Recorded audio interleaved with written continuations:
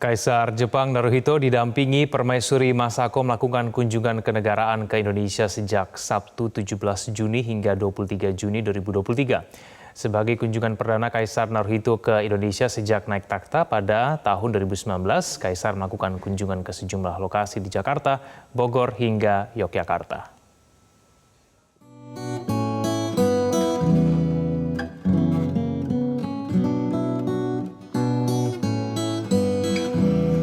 Mengawali kunjungan kenegaraannya di Indonesia pada Minggu pagi, Kaisar Jepang Naruhito bersama Permaisuri Masako mengunjungi depo MRT Lebak Bulus, Jakarta Selatan.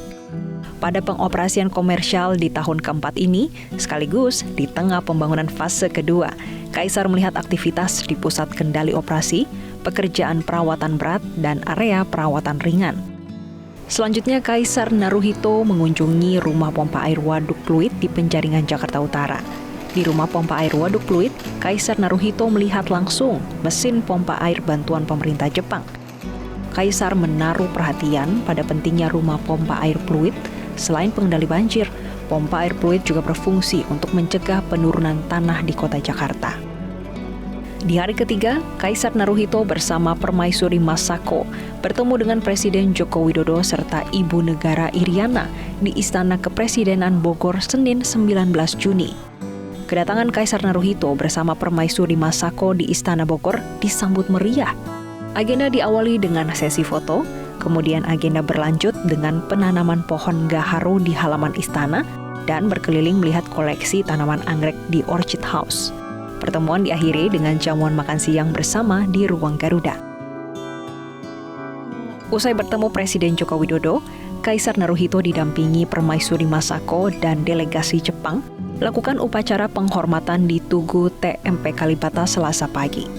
Sesekali Kaisar dan Permaisuri membungkukkan badan untuk memberikan penghormatan kepada pahlawan Indonesia dan Jepang yang telah gugur. Di hari yang sama, usai mengunjungi Taman Makam Pahlawan Kalibata, Kaisar Naruhito dan Permaisuri Masako melanjutkan kunjungannya ke Museum Nasional Jakarta Pusat. Kaisar Naruhito mengelilingi Museum Nasional selama kurang lebih 1,5 jam untuk mengetahui sejarah dan melihat benda-benda peninggalan kerajaan kuno.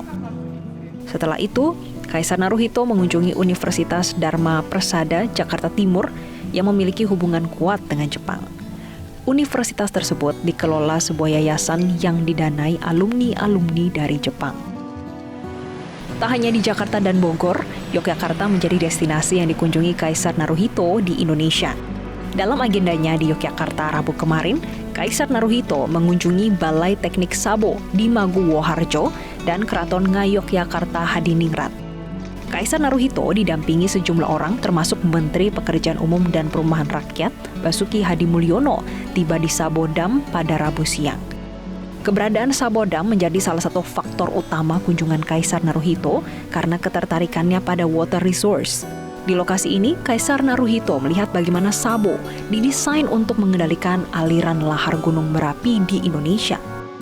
Penerapan teknologi Sabodam ini merupakan kerjasama antara Indonesia dan Jepang sejak 1958 dalam rangka Colombo Plan dan dikenal dengan nama Vertical Sabo Training Center. Kerjasama ini juga diharapkan akan terus berlanjut karena dengan implementasi teknologi Sabo di Indonesia, Jepang juga akan mendapat umpan balik untuk memperbaiki dan meningkatkan teknologinya. Pada sore harinya, Kaisar Naruhito tiba di Keraton Ngayogyakarta Hadiningrat, tepatnya pukul 18 waktu Indonesia Barat dengan agenda jamuan makan malam.